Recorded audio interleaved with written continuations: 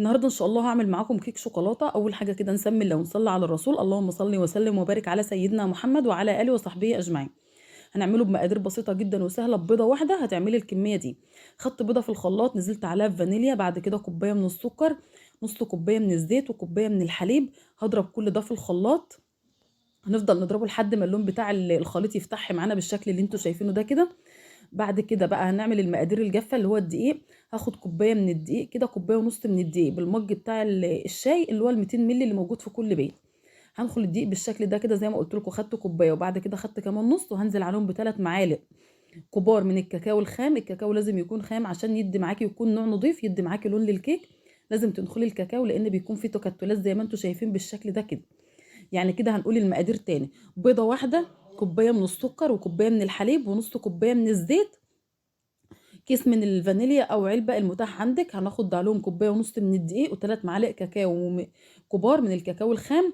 نزلت بمعلقه كبيره من البيكنج باودر او الكيك شيف، الحاجه اللي انت عايزه تستخدميها في الماده الرافعه، بيكنج باودر، كيك شيف، اي حاجه عايزه تستخدميها استخدميها.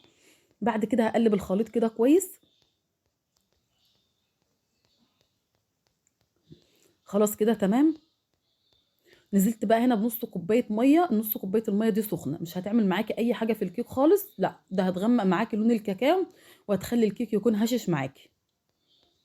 لما بتنزلي بميه سخنه الكاكاو بيغمق معاكي كده وانت بتقلبيه. خلاص كده تمام. هحطها بقى في الاطباق الفويل، ممكن تحطها طبعا في صينيه لكن انا هنا عايزه اعملها في اطباق. الكوبايه ونص دقيق هيعملوا معانا اربع اطباق. الطبق ده طبعا وسط، يعني مش صغير قوي ومش كبير قوي.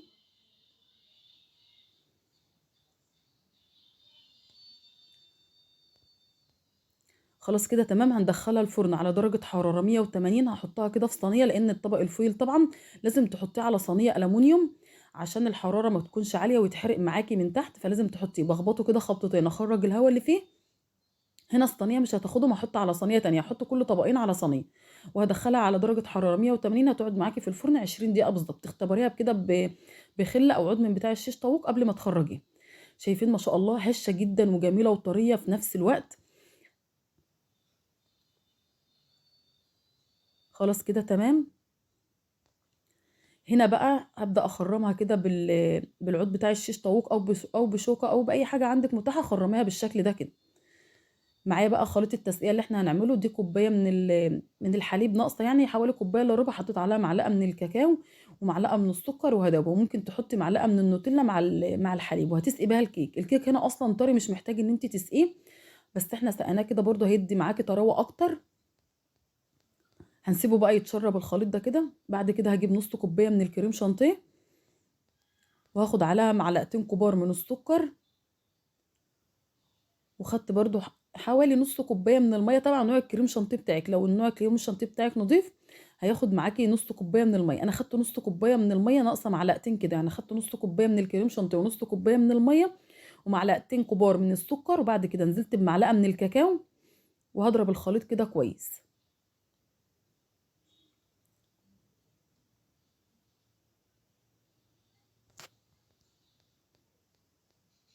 خلاص كده الكريمه اتضربت معانا.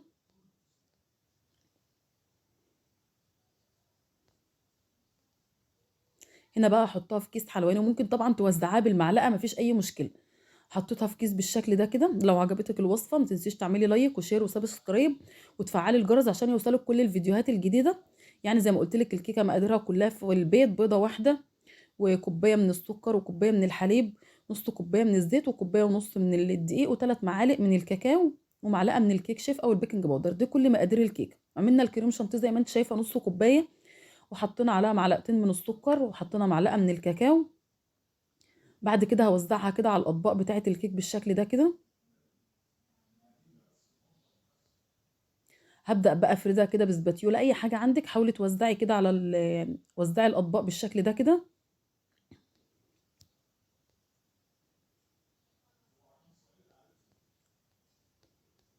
خلاص كده تمام. هسويها كده كويس. بعد كده جبت نوتيلا. النوتيلا ديت انا حاطه عليها شويه كده من الزيت، حوالي معلقه ونص كده من الزيت. حطيتها على حمام بخار من الميه تفك معانا، لان طبعا انتوا عارفين ان جوه برده وكانت متجمده في العلبه، فكيتها ده نوتيلا، ده بديل النوتيلا اللي هي سما. طبعا لو ما عندكيش ممكن تعملي شوكولاته وتحليها برضو بشويه من اللبن على حمام بخار، هتفك معاكي وهتحطها على وش الكيك بالشكل ده كده. طبعا بنحط المعلقه الزيت عشان تفك الشوكولاته معانا وتخلي ليها لمعه كده. وزي ما قلت لك لو مش عايزه تعمليها في الاطباق الفويل ممكن تعمليها في صينيه، يعني اي حاجه متاحه عندك، ما تقفيش على حاجه. دي معلقه كده من المربى الحليب كانت موجوده عندي، حطيتها في كيس وبدات اخد عليها خطوط بالشكل ده كده.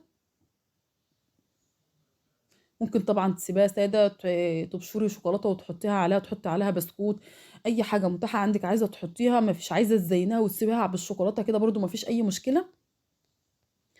حطيت كده مربى الحليب وبدات اعملها كده بشكل عشوائي بالخله. بعد كده حطيت شويه من الكريسبي.